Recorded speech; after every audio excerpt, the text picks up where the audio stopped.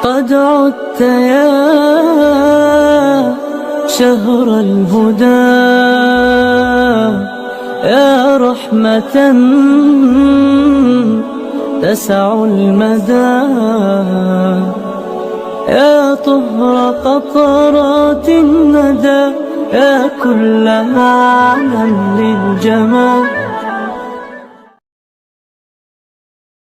بسم اللہ الرحمن الرحیم۔ تراویح میں کی جانے والی غلطیوں اور کوتاہیوں کا حکم۔ تراویح کی پہلی رکعت میں بیٹھ جانے کا حکم۔ آیت بھول جانے پر خاموش رہنے کا حکم۔ تراویح کی رکعت میں شک کا حکم۔ تراویح میں تیسری رکعت کے لیے کھڑے ہو جانے کا حکم۔ اطمینان سے نماز نہ پڑھنے کا حکم۔ سجدہ سہو کا حکم اور طریقہ۔ وتر کے احکام۔ تراویح کے بعد دعا کا شرعی حکم۔ آج کی ویڈیو میں انشاءاللہ ان چیزوں کی مسائل پر بات کی جائے گی۔ تراویح کی پہلی رکعت میں بیٹھ جانے کا حکم۔ اگر کوئی شخص پہلی رکعت میں بیٹھ جائے تو محض بیٹھنے سے تو کچھ بھی نہیں ہوتا، بلکہ اگر وہ 3 بار سبحان ربی الاعلیٰ جتنی مقدار بیٹھا ہو تو اس پر سجدہ سہو واجب ہوتا ہے، لیکن اگر اس سے کم ہو تو واجب نہیں ہوتا۔ آیت بھول جانے پر خاموش رہنے کا حکم۔ اگر تراویح میں آیت بھول جائے اور اس کو یاد کرنے کے لیے اتنی دیر خاموش رہے کہ اس میں 3 بار سبحان ربی الاعلیٰ پڑھا جا سکتا ہو تو اس سے سجدہ سہو واجب ہو جاتا ہے۔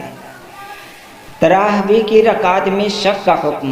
نمبر 1، اگر تراویح کی رکعت میں شک ہو جائے کہ مقتدی حضرات میں سے بعض کہتے ہوں کہ 20 رکعت ہو چکے ہیں جبکہ بعض کہتے ہوں کہ 18 ہو گئی، تو ایسی صورت میں امام کا رجحان جس طرف ہو تو اسی پر عمل کیا جائے گا۔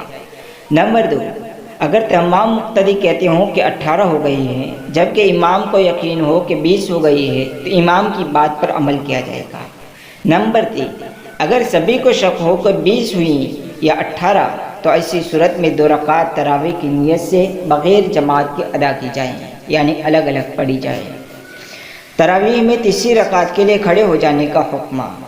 اگر کوئی امام 2 رکعت ادا کر کے تیسری رکعت کے لیے کھڑے ہو جائے تو اس کی 2 صورتیں ہیں۔ نمبر 1، امام دوسری رکعت میں تشہد پڑھنے کے بعد تیسری رکعت کے لیے کھڑا ہو جائے تو ایسی صورت میں واپس لوٹنے کی ضرورت نہیں، بلکہ 2 رکعت مزید ادا کر لے۔ اس طرح 4 رکعت تراویح ادا ہو جائے گی۔ نمبر 2، اگر امام دوسری رکعت میں نہ بیٹھے یعنی تشہد نہ پڑھے بلکہ کھڑا ہی ہو جائے تو اس کو چاہیے کہ تیسری رکعت کا سجدہ کرنے سے پہلے قاعدے کی طرف لوٹ آئے اور آخر میں سجدہ سہو کر لے تو نماز درست ہے۔ لیکن اگر اس نے تیسری رکعت کا سجدہ بھی کر لیا تو اب اس کو چاہیے کہ اس کے ساتھ ایک اور رکعت بھی ملا لے تاکہ 4 رکعت ہو جائیں۔ اس صورت میں پہلی 2 رکعت تو باطل ہو جائے گی اور آخری 2 رکعت درست شمار ہوگی، جس کی وجہ سے پہلی 2 رکعت دوبارہ ادا کرنی ہوگی اور اس میں جو قرآن کریم پڑھا ہے وہ بھی دوبارہ دہرانا ہوگا۔ البتہ اگر پہلی 2 رکعت میں قرآن کریم کافی زیادہ مقدار میں پڑھا ہو یعنی بہت زیادہ پڑھ لیا ہو جس کے دہرانے سے لوگوں میں انتشار کا تکلیف کا اندیشہ ہو تو ایسی صورت میں بعض اہل علم فرماتے ہیں کہ قرآن کریم دوبارہ نہ دہرانے کی بھی گنجائش ہے۔ اطمینان سے نماز نہ پڑھنے کا حکم۔ رکوع کے بعد سیدھا کھڑے ہونے کو قومہ کہا جاتا ہے، اسی طرح 2 سجدوں کے درمیان میں بیٹھنے کو جلسہ کہا جاتا ہے۔ یہ دونوں واجب ہیں اور ان کو اس قدر اطمینان سے ادا کرنا بھی واجب ہے کہ جسم کے اعضاء اپنی جگہ پرسکون ہو جائے، جس کی مقدار 1 تسبیح سبحان ربی الاعلیٰ کے برابر ہے۔ اس لیے قیام، رکوع، قومہ، سجدہ، جلسہ وغیرہ خود اطمینان سے اچھی طرح ادا کرنی چاہیے، ان میں جلدی ہرگز نہیں کرنی چاہیے۔ بعض لوگ رکوع میں جاتے ہی فوراً اٹھ کھڑے ہوتے ہیں یا رکوع سے اٹھتے ہی سجدے میں چلے جاتے ہیں اور اطمینان سے قومہ نہیں کرتے، یا پہلے سجدے سے سر اٹھاتے ہی دوسرے سجدے میں چلے جاتے ہیں اور اطمینان سے جلسہ نہیں کرتے، تو یاد رہیں کہ یہ گناہ ہے اور ایسے لوگوں کے ذمے یہ نماز دوبارہ ادا کرنا واجب ہے۔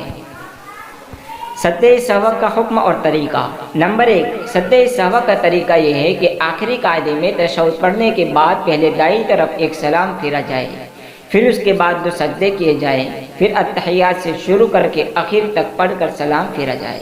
نمبر 2، اگر کسی نے درود شریف یا دعا پڑھنے کے بعد سجدہ سہو کیا تب بھی درست ہے۔ اگر کسی نے دائیں طرف سلام پھیرے بغیر ہی سجدہ سہو کر لیا تب بھی سجدہ سہو ادا ہو جائے گا، البتہ جان بوجھ کر ایسا کرنا اچھا نہیں ہے۔ نمبر 3، نماز میں ایسی غلطی ہو جائے جس سے سجدہ سہو واجب ہو جاتا ہو تو ایسی صورت میں سجدہ سہو کرنا واجب ہے۔ اگر سجدہ سہو ادا نہ کیا تو نماز واجب الاعادہ ہوگی، یعنی دوبارہ نماز پڑھنا واجب ہوگا۔ مسئلہ، اگر مقتدی نے تشہد پورا نہیں کیا تھا کہ امام نے سلام پھیر لیا تو ایسی صورت میں مقتدی کو چاہیے کہ وہ تشہد پڑھ کر سلام پھیر دے، اور اگر تشہد پورا کرنے کے بعد امام سلام پھیر لے تو مقتدی بھی سلام پھیر دے۔ وتر کے احکام۔ رمضان نمبر 1، رمضان المبارک میں وتر کی جماعت افضل اور مستحب ہے، جس کا طریقہ وہی ہے جو عام دنوں میں وتر کی نماز کا ہے۔ باجماعت وتر میں امام تیسری رکعت میں جب دعائے قنوت کے لیے تکبیر کہنے کے بعد خاموش رہے گا، اس دوران امام اور مقتدی سب دعائے قنوت پڑھیں گے۔ نمبر 2، اگر امام وتر میں دعائے قنوت بھول جائے اور رکوع میں چلا جائے تو ایسی صورت میں اسے واپس آنے کی ضرورت نہیں، بلکہ وہ آخر میں سجدہ سہو کر لے تب بھی نماز درست ہے۔ تراویح کے بعد دعا کا شرعی حکم۔ 20 رکعت تراویح مکمل ہو جانے کے بعد بھی دعا کرنا جائز، بلکہ بعض کے نزدیک مستحب ہے، کیونکہ 20 رکعت پورے ہونے پر قرآن کریم کے ایک مقررہ حصے کی تلاوت پوری ہو جاتی ہے، اور تلاوت کے بعد گھڑی قبولیت کی گھڑی ہوتی ہے، اس لیے دعا کرنا بہتر ہے۔ البتہ اس کو بھی شرعی حدود میں رکھنا چاہیے، اس کو ضروری سمجھنا اور دعا نہ کرنے والے کو ملامت کرنا ہرگز درست نہیں۔ وآخر دعوانا ان الحمد للہ رب العالمین۔